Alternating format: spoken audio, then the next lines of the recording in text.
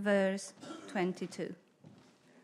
Immediately Jesus made his disciple get into the boat and go ahead of him to the other side while he dismissed the crowd. After he had dismissed them, he went on a mountainside by himself to pray. Later that night, he was there alone, and the boat was already a considerable distance from land, buffered by the waves because the wind was against it. Shortly before dawn, Jesus went out to them, walking on the lake. When the disciples saw him walking on the lake, they were terrified. "It's a ghost," they said, and cried out in fear. But Jesus immediately said to them, "Take courage, it is I, don't be afraid." "Lord, if it's you," Peter replied, "tell me to come to you on the water." "Come," he said. Then Peter got out of the boat, walked on the water, and came towards Jesus. But when he saw the wind, he was afraid and began to sink, and cried out, "Lord, save me." Immediately Jesus reached out his hand and caught him. "You of little faith," he said, "why did you doubt?" And when they climbed into the boat, the wind died down. Then those who were in the boat worshipped him, saying, "Truly you are the Son of God." When they had crossed over, they landed in Gennesaret. And when the men of the place recognized Jesus, they sent word to all the surrounding countryside. People brought all who were ill to him and begged him to let those who were ill just touch the edge of his cloak, and all who touched it were healed. Amen. Stuart is going to bring the word.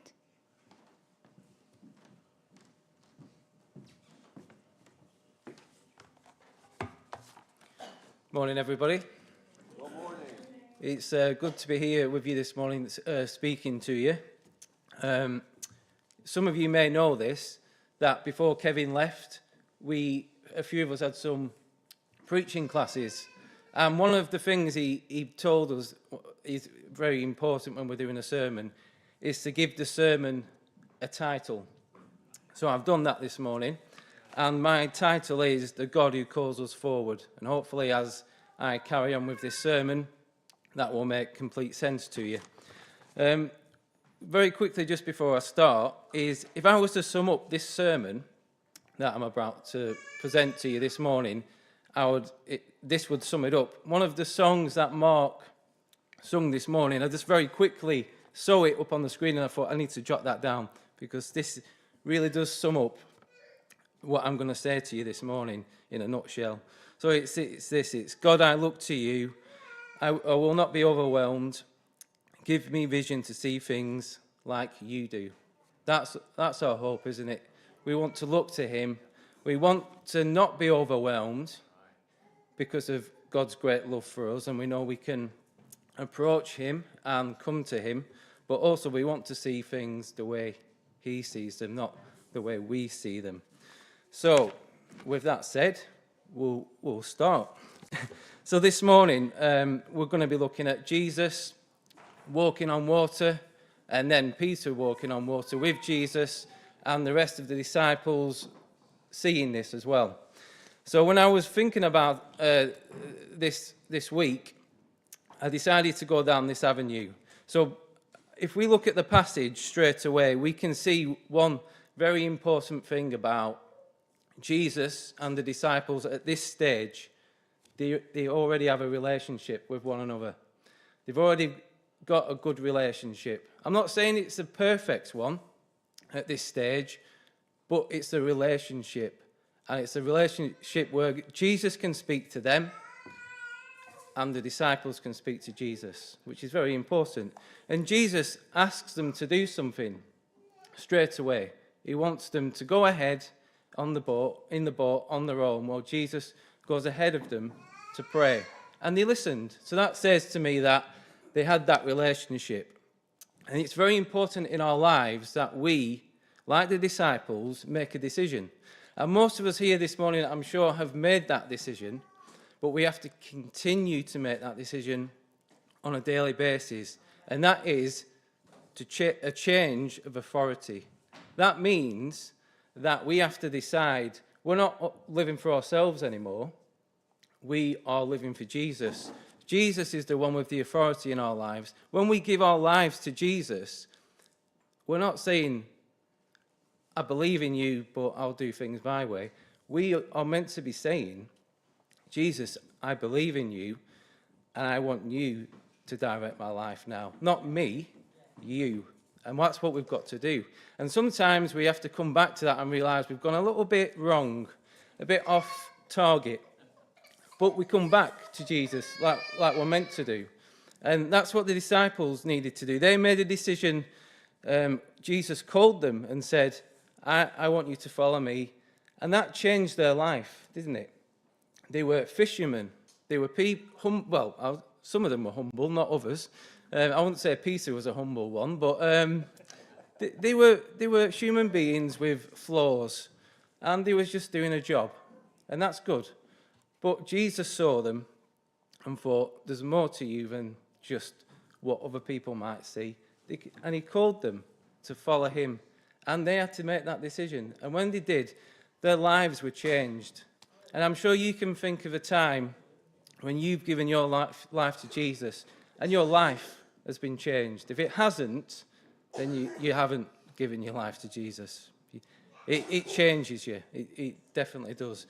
And when I gave my life to Jesus, it completely changed my life. I mean, there's some of the things that I've done in my life I would not have done if I didn't know Jesus. I know that as a fact. I wouldn't have done it. I wouldn't be doing this. No chance. I would be at the back. Sometimes I still want to be at the back, but I do believe Jesus wants me to come to the front and preach, so I do, when I'm asked. So, yeah, it changed my life, and I would have gone in a different direction. And it changed the disciples' lives. So that's the first thing. They had to make that decision first. Before they could go on that journey and see God and know God, they had to make the decision to follow him. So we see that straight away. The second thing that happens is Jesus goes ahead of them, and he calls them to meet him. And it's the same with us. Jesus goes ahead of us in our lives, and he calls us to step forward and meet him where he is. And that's easier said than done sometimes. It's, especially if you look at the situation that was going on, it was windy and there was a storm. Well, you probably don't want to meet Jesus when it's all like that, do you? And step forward and go into that situation. You might want to step away from that situation. But Jesus is saying that, first of all, he has plans for us as followers of Christ. We're not here to sit down and just listen. He's got plans for our lives. A plan to help us, but help one another, help the world. We are part of that plan, individually and as a church this morning. We all have our little parts to play. We've all got something we can give. That's deciding if we're actually listening to God and doing his thing. Because there's no point just winging it. We've got to believe in what Jesus is asking us to do. So he goes ahead of us. He has plans for our lives. And also what happens is when we acknowledge who God is and we step forward and we listen to him and we trust him, the more we trust him, that's when we see God's glory in our lives. And that's when other people see God's glory, isn't it? Through us, when we make that courageous decision to step forward and meet Jesus when he calls us. And if you look at the passage before this one, the feeding of the 5,000, that's another example of Jesus saying to his disciples, I'm going to do something special here, but I'm not just going to do it, we're going to do it. He calls them to get involved in that miracle. He calls us to be involved in these miracles in life, because God's glory can only be seen through obedience. if we don't obey Jesus, then people aren't going to see Jesus in us. And that's when, going back to this passage again, when the other disciples were in the boat and Peter decided to step forward, and he had that courageous decision to do that, and he recognized Jesus and he focused on him, the other disciples saw God's glory through Peter. It wasn't just Jesus walking on water, it was Peter walking on water. Amen. And my point there isn't to say that we should walk on water or even try it. I wouldn't try that. But to say that there's very important things to do in life. And we might think to ourselves, I can't do that. Or I'm not good enough to do that. But if God has called you to do it, then you are good enough to do that. And we've just got to have that wisdom and that discernment to know that God has called us to do that. Don't do it if he hasn't. If you know he's called you to do it, then we can do it. And that's the encouragement. The other thing that happens in this passage straight after Jesus tells the disciples to go in the boat, and he went ahead of them, he went to pray for the disciples, didn't he? So that says to me, it's very important that we spend time in God's word and with God. If we're not spending time with him, then we're not going to be ready for the challenges ahead.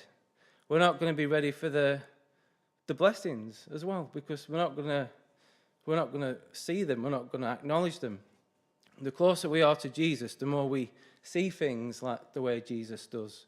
Peter was like Jesus in the sense he did the same thing. They were both walking on water, because Peter was focusing on the right things at this point. I don't know, obviously, just a show of hands, who are married here today, people who are married? Yeah, quite a few of you. Now, those of you that have put your hand up, hopefully you can understand what I'm about to say, and I'm sure you would agree, maybe silently, if not, but some, like me and Maddie are married, and there's not many people that know me better than Maddie, and I would like to think vice versa. But sometimes I will look at Maddie and think, I have no idea what's going on here. And sometimes Maddie will look at me and go, I have no idea what you're thinking or what you're doing. But that just says to me that this is life. We can't always know everybody to the detail, can we? As much as we try, but there's one person who does know us to the very fine detail, and that is God. Amen. He knows us inside and out. So there's no better person to spend time with, and there's no better person to give our troubles to than the person who knows us better than anybody. And we can testify to that this morning. Those of us who have made that commitment and have put our trust in Jesus, we can say that this is true. And sometimes we forget that, don't we? We forget just how much God knows us and how much he cares for us as individuals. The next bit I want to focus on is faith over fear. So there was a situation where Jesus was walking on water. The disciples and Peter did not recognize him at this stage, but then Jesus reassures them and says, it's me. So straight away he's taken the fear, or it should have taken the fear out of the situation, because he's saying, I'm with you. Oh, and just as a side point, again, this is a storm and winds and waves and stuff. This has happened one time before in the Bible, hasn't it? In the New Testament. But Jesus was in the boat with them when it happened, and he calmed it and he reassured them. And when he went off to pray in this passage, he went to pray for the disciples. Even though he wasn't with them, he was praying for them, and that's important to remember. So this has happened before. So the fear would have been taken down a little bit, just knowing that Jesus was there. He was with them still. So that would have encouraged them a little bit. But then Peter says, if it's you, say and I'll come out. And it's one thing to sometimes have that fear taken away, but it's another thing to say, okay, now I'm going to step into something very big, something that I'm not really sure about, and make that step of faith. And Peter did it, even though he would have had some fears initially. But what he did is he didn't focus on the circumstances around him. He just focused on Jesus and what Jesus was doing at the time. And so he made that step, which was very important. But the other thing that I think is important to acknowledge is he did this for a reason, Jesus. It wasn't to do a miracle. He did loads of miracles, Jesus, in the Bible. I could go through so many of them. He didn't do it to make a miracle. He did it for one reason and one reason alone, I believe, and that was to increase Peter's and the disciples' faith. It was not to do another miracle. It was, we've already talked about, Jesus wants us to be a part of what's going on with his work, not separate. He wants to include them into what he's doing, not put them to the side. He wanted them all to go out on the water, not just Peter. It was only Peter that at that time had enough faith to do it. That doesn't mean that the other disciples were rubbish and, weren't going to do something good in time. It's just at that time they weren't quite ready. And that's the same with all of us sometimes. We're not quite ready. But Jesus knows when we are.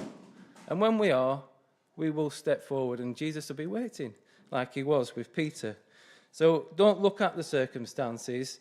One thing that comes to mind is Elijah when he was so distressed on the circumstances around him, so distressed, which you can understand why when you look at that, what was going on with him, is he had to rest in God's presence because it was too much for him.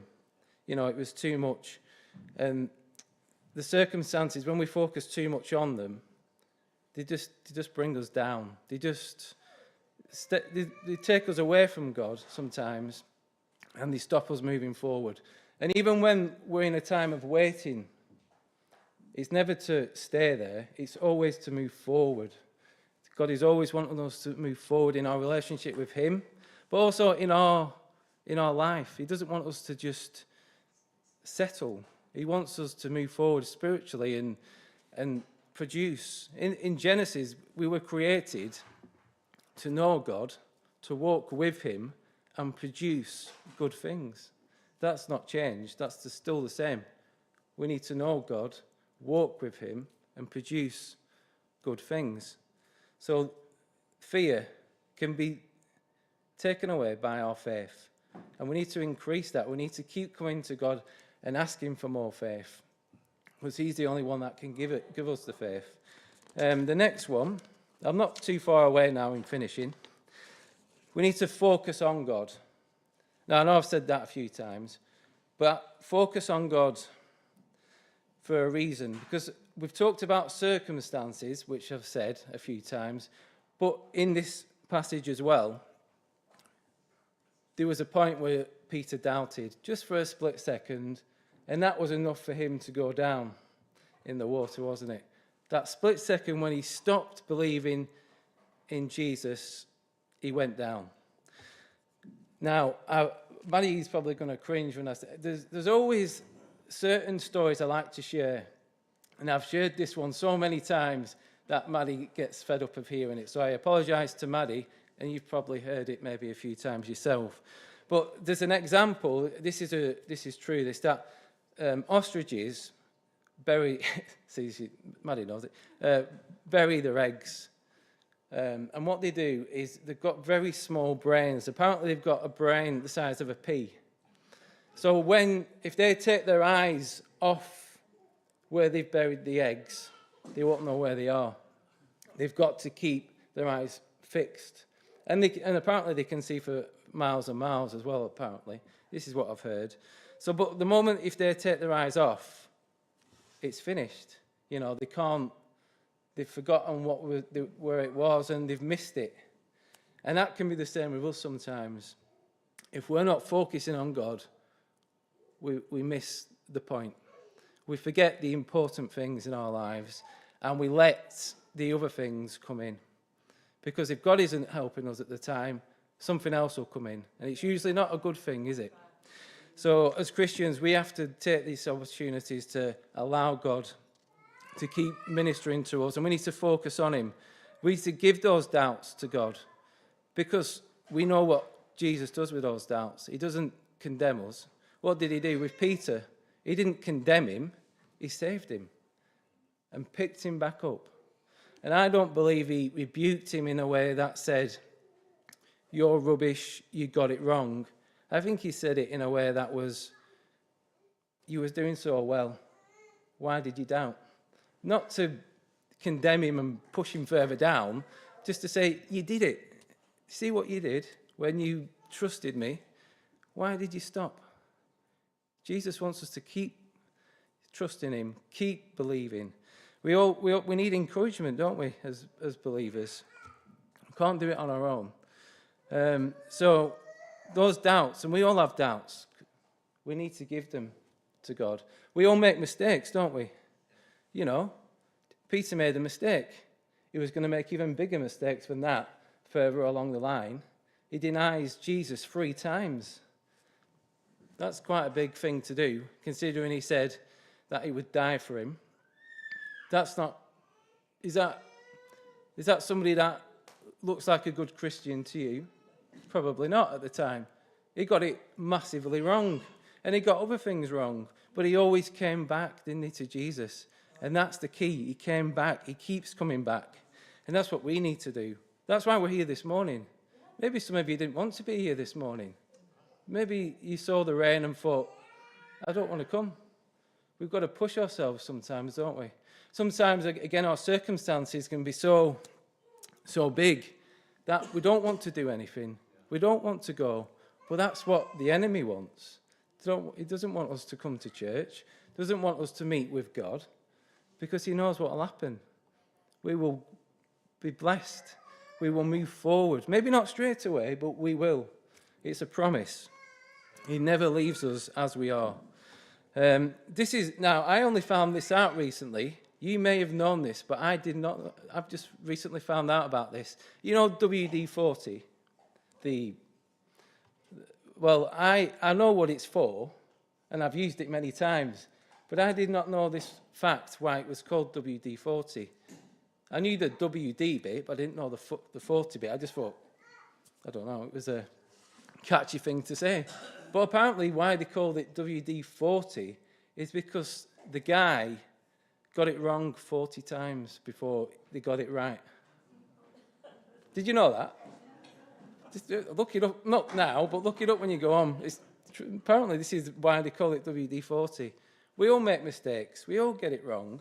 And it doesn't matter how many times you get it wrong.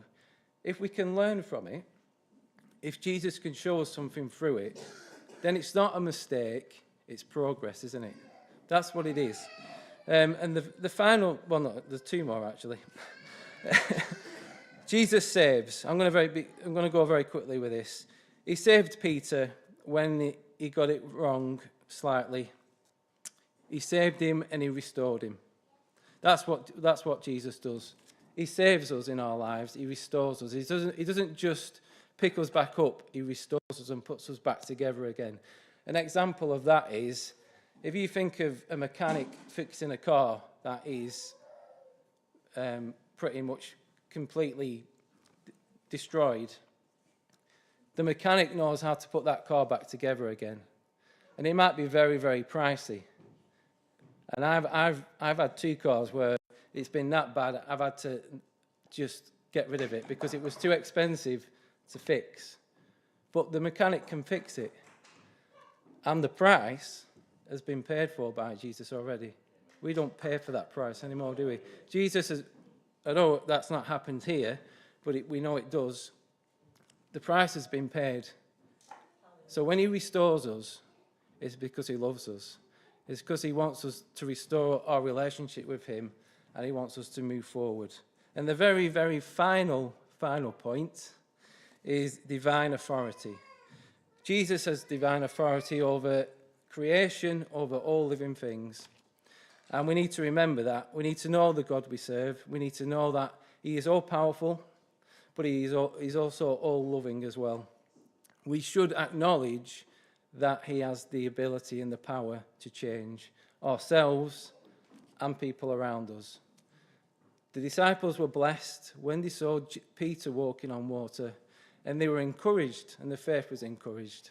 Other people can be encouraged when we step forward in our relationship with Jesus and demonstrate God's glory, because that's what he's called us to do. That's why he's left and gone into glory, so we can help demonstrate his glory. Because if we don't help demonstrate it, then we've missed the point, haven't we? It's meant to be a relationship. And a relationship, you listen to one another.